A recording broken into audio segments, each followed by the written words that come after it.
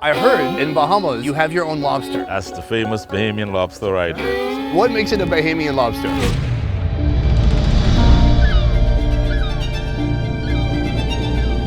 The Bahamas, one of the Caribbean's most fascinating food countries. Are we almost there? Right over here. Right over here? The Bahamas is an archipelago consisting of 700 different islands, each with their own culinary identity. Yes! He's got like 3 of them! In this series, we'll be visiting 3. From the super modern Paradise Island, where they bring you food. And right here now, we're gonna have the tamale, just like the Bahamian bowl. Can you eat this raw? To the more sparse Andros Island, Do they smell something? where you may need to chase down your own food. Oh, shit. Let's go. Holy shit. With plenty of beachfront property, this place is well known for its seafood, including this. This is a Bahamian lobster. Coming out here in just a second. And today, I'm on a mission to find one that's over 10 pounds and take it to some experienced chefs. Oh my gosh. This is wild. It's huge. If you're on the Bahamas main island, New Providence, and if you're looking for seafood, you might want to come here. This is Montagu Fish Market. I'm the original island boy. We the original island boys. Sir, put her there. I can't believe it. I'm in the Bahamas. Oh, and we did a cool handshake. Meet Alan Brown, a veteran fisherman who founded this fish market in the 1970s. I can see fishermen go out. As they come back, they bring their catch here. What kind of food can we expect to see here? Whatever is common in the Bahamas, we have yellow eye snapper, dog snapper, strawberry grouper, the hog snapper, the gray snapper. So they're all different. I thought they're just different sizes of the same fish. I heard in Bahamas you have your own lobster. That's the famous Bahamian lobster right there. To me, it looks like a spiny lobster. What makes it a Bahamian lobster? Because it grows naturally in the Bahamas and it's plentiful here. Part of a family of over 45 species of spiny lobster, Bahamian lobsters are found in rock crevices and coral reefs in the Bahamas. They're an important contributor to the economy here, with the sale of more than 6 million pounds each year. This is amazing. It's so huge. One lobster weighing about 8 to 9 pounds. For the video, can we say it's 11 to 12? And when I pay, can we say it's 5 to 6? I'm curious, you founded this market, you were a seller here, but now you're doing something a bit different. Yes. Your job is to come here, find the best seafood possible, and then bring it to the resort. The best, the freshest. I want to talk about tourism. When did Bahamas start becoming more of this hub for tourism? Tourism was always our #1 market. The Bahamas first recognized the potential of a tourism industry way back in the middle of the 19th century. Now, it's one of the richest countries in the Americas. But with one caveat, it's largely dependent on tourism. In fact, tourism makes up over 50% of the national GDP. We went up to about 9 million tourists a year at one point. As long as we have the tourism coming, business is good. More people are employed, more people are fishing. This country's infrastructure is geared towards providing products, services, and accommodations to tourists. From cruise ship stops to some of the most luxurious resort experiences you'll find anywhere. Welcome to Atlantis. In the Bahamas, over 50% of the GDP comes from tourism, and Atlantis is at the middle of a lot of that. With over 6,000 staff and 46 restaurants, I am here to get the full tourist experience in one of the Caribbean's biggest tourist hotspots. Let's go. All my girls bossy ride with me, I'm a savage. All my girls bossy, if they want it, they can have it. I ain't leaving till I get the bag, babe. Ride with me, all my girls with me. It's breakfast time, and look what I've got here. Lobster quesadilla. What? We're at Sip Sip, a restaurant located inside the sprawling Atlantis Paradise Island.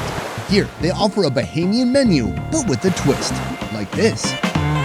Bahamian lobster is boiled in hot water with carrots, onions, and celery, then left to rest in an ice bath. Unlike Canadian or Maine lobsters that boast 2 big meaty claws, this spiny lobster only has meat in its body and tail. Sear the succulent meat on a flat top before giving it the chop. Now for the build. Fully cheese up a tortilla, add the chopped lobster, even more cheese, and close it up. Hit it on the flat top until the cheese melts and drizzle with chipotle Cremer. Cheesy, lobstery. I'm gonna try it out. Oh. The lobster, big chunks. It's so fresh. What could be better than eating a quesadilla by the beach and wearing this outfit? There's no better trifecta. Oh, look at that. We got a little mountain of salsa on top. This is the best. The kind of fruity salsa. It's got mango in there and a little bit of pineapple. Oh my gosh, it's so satisfying because there's so much cheese, which for me would be enough, but there's just big, juicy chunks of fresh cut lobster. Give me a second. Cleanse my palate here. Usually in this show, I wouldn't come to a place like this and I wouldn't usually get the tourist experience, but this is different. There are about 400,000 Bahamians who populate the Bahamas, yet every year they welcome 8 million plus tourists, mostly coming from North America. A quesadilla isn't necessarily Bahamian, probably not at all, but that's what's interesting. See, the American palate influences some types of food here, or at least some of the food options. So they've taken something Americans love, a quesadilla, and then they've Bahamianized it a little bit. They put some seafood, some mango salsa, and they've created their own twist. So my goal today is to meet some Bahamian chefs to learn more about real Bahamian food and figure out where that line is between satisfying the tourists and the locals that come here and maintaining the Bahamian culinary identity. This was a nice breakfast, but we have a lot more food to come. Long shot, but I got the reach. Pop, lock, now I'm off the leash. Today's experience revolves around the Bahamian lobster. We'll see how different chefs turn this magnificent sea creature into jaw-dropping creations. First up, Maxine, head chef of Frankie Gone Bananas. Maxine's been part of the Atlantis team for 15 years, helping to bring the real taste of local food to curious visitors through her cooking. Maxine, Yes, Sonny. let's build this lobster plate. Let's go, Sonny. Let's build this lobster plate. All right, step one, get the lobster, right? Okay. The lobster we saw at the fish market has made its way to here. It's huge, it's massive. It's one of the biggest spiny lobsters I've ever seen. Step 1, split the lobster in half. An incredibly difficult task considering the size of this lobster. Alas, she makes it through its thick shell, revealing a load of juicy tail meat. That gets thoroughly rubbed down with a citrusy marination blend. Then it's tossed on the grill until it turns 4 shades of orange. This is a common preparation method in the Bahamas. Although it's not every day, they're doing it with a 10-pound lobster.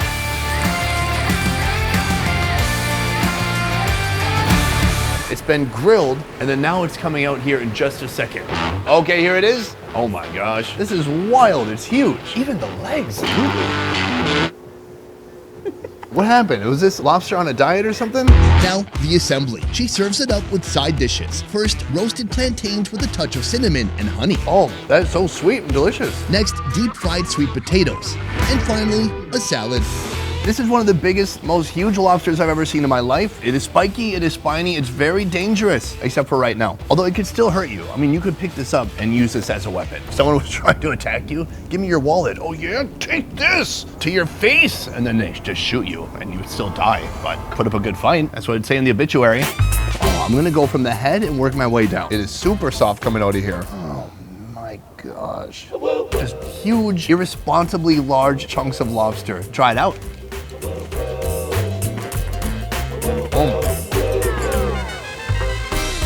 It's like too much of a good thing. Wow, that is powerful. The residual tamale is still in here. It's combined with the meat. It's made it very rich.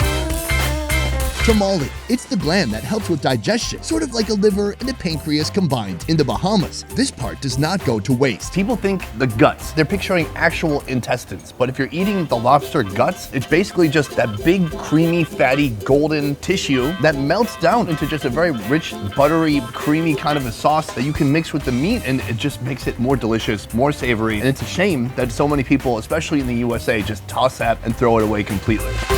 My friends, it's time to dig out this tail. Lobster can be a pain sometimes, so you have to prepare it in such a way that you're not gonna have the shell sticking to everything. Yes. This is half the tail right here. It's so big and so tender. You can just pick it off with your hands, you can break it up. I've never seen lobster tail like this. Try it out.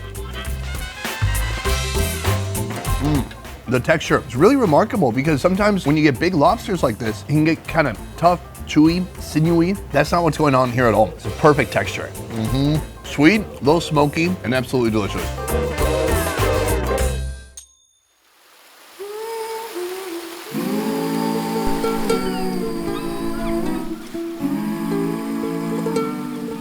Our next chef has a knack for utilizing local Bahamian ingredients and techniques in a way that feels familiar to foreign visitors. Elrod has a strong culinary background and 5 years experience working as head chef at Fish, a fine dining restaurant offering truly innovative meals. Chef, Good morning. put her there. How you doing? Mr. Elrod, it's a pleasure to be here with you today on the beach. What do you think of this hat? It's cool. Yeah? It's unique. You're in the islands. Are you a good liar? No, I mean it. All right, Of course. thank you. Today we're on the beach because you're going to make something special. Yes, sir. Tell me what it is. We're gonna make a unique version of a tamale. Tamale, it's a traditional Mesoamerican dish. I tried it during my recent trip in Mexico City. A corn-based food steamed in a corn leaf or banana leaf. It's usually filled with meat and sauce. Today, we're stuffing it with lobster. Sorry to be so violent towards him. Yeah, it doesn't mind. Oh, is it alive? It does mind. I just saw it move. Whoops. And right here now, we're gonna have the tamale. That's the lobster fat, which is mostly just the liver. What's interesting is that in the USA, and they were just taking all that out. Yeah. They're just cooking like the claws and the tail and just completely disregarding this part that a lot of other cultures understand is tasty, it's good. It's really good. The reason why the FDA says that the tamale has toxins is so it's not safe for the people to eat. But here in the islands and local other cultures, we eat the tamale. It varies some more, keeps the meat more juicy. Yeah. And it intensifies the flavor in the meat, what we'll be looking for to do. Good. FDA. Cigarettes, no problem. Tamale, can't do it. Smart, right? How is this going to be incorporated into the dish? So we're gonna go start sauteing down some vegetables, mirepoix, mise en place. So once I get that done, I'm gonna incorporate some spices just to get it flavor as a paste. I'm gonna add our stone ground grit, fold it into our banana leaf, and we're just gonna steam and grill from there. I have no idea what's happening. I just want to watch. Yes, sir. Let's do your thing. First, he prepares the filling, sauteing diced tomatoes and onions in olive oil. He infuses it with spices, smoked paprika, garlic powder, ginger powder, cumin, salt, curry powder, and tamale. Add diced lobster. Next, the base. Chef Elrod boils cream and milk, then adds the grits. Once it reaches the desired consistency, add butter and season to taste. Now, the build. Grill the banana leaf to make it pliable. Apply some oil, the grits, and the filling. Toss that on the grill. And once cooked, top it with mango salsa and prepare your taste buds for a wild ride. Chef, you've outdone yourself. This looks incredible. Thank you. I look pretty cool too. Yes, you do. I think I fit right in. Listen, I love your hat. Trust me. Thank you. You want me to sign it and give it to you? No, no, no. It seems that this is a lobster tamale. Yes, sir, it is. I love edible flowers. I feel like royalty. Let's try this out. It's almost like a bit of a curry. It's a variation like a ground masala. Little pieces of lobster meat. That's outstanding. Is this something that's on the menu? No, it's especially made for you today. You've done excellent work. It's delicious. I mean, there's creamy grits, the tamale on top of that. Sorry, the tamale. Those organs that get all steamed up and mushy. They add a nice bit of richness and creaminess. Would you be able to use the lobster tamale in the restaurant you work in Fish? Yeah. How do Americans take that? I should say it's a unique taste, so most times they don't be as receptive to it. But locals really are more receptive as we understand what's the flavor and the profile it brings to the dish. So we try to also intertwine our food in a way that can be receptive to our tourist guests who comes in the country. So we can give you food that you're used to, but we can also bring a unique Bahamian flair and seasoning and flavors into your palate. Do you think that, like, the American taste has affected what Bahamians eat in their own time? In a way, yes, because we got more Americanized. How do you keep your culinary identity? We still have our days where we trying to get back to our roots. And that's the most important thing to me, that we stay to our roots. And that's what comes out every day in our dishes.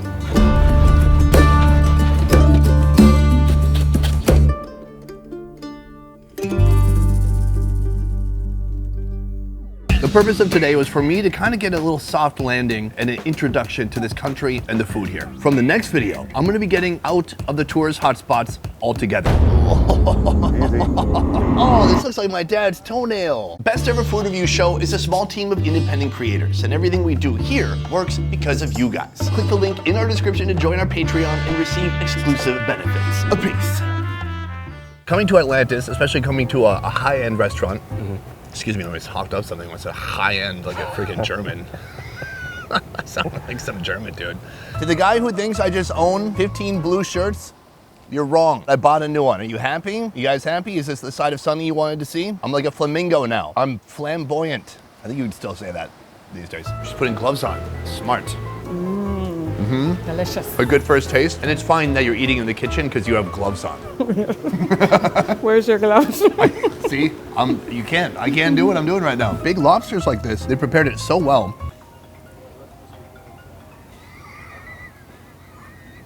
Big phone call. Can I try one with you? Do you have to change your gloves again? Yes, I got to change my gloves again. Oh boy. It's great for the environment. There's a lot of dolphins swimming around with gloves on right now. If you want to know the true facts about him, he's a male. Oh, okay. The male has a bigger head, the female has a bigger body. The tail part. Hey. Thank you to Atlantis, Paradise Island in the Bahamas for making this lobster adventure possible. Also, thank you to all the chefs today for cooking up some outstanding food. Guys, that is it for this one. Thank you so much for watching. I will see you next time. Peace. All right. Got to jump in my yacht. Huh? That's where I'm going next, is right here to my yacht. Oh, these guys are fixing it up for me.